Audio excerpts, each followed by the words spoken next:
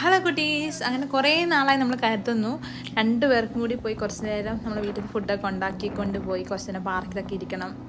അങ്ങനെ ആ ദിവസം വന്നെത്തി. നല്ല സണ്ണി ഡേ ആയിരുന്നു. അപ്പം ആ ഒരു ഈവനിങ്ങിൽ ഞങ്ങൾ രണ്ടാളും കൂടി വീട്ടിൽ നിന്ന് ഫുഡൊക്കെ ഉണ്ടാക്കി നേരെ വിട്ടു പാർക്കിലോട്ട്. അപ്പം നല്ല വെയിലുള്ളത് കൊണ്ട് ചായൻ പറഞ്ഞു ടർക്കി വിരിച്ച് ഞാൻ കുറച്ച് നേരം കിടക്കാൻ പോകും. അപ്പം ഞാൻ പറഞ്ഞു വീട്ടിൽ സ്ഥലം ഇല്ലാഞ്ഞിട്ടാണോ, ചുമ്മാ തമാശയ്ക്ക്.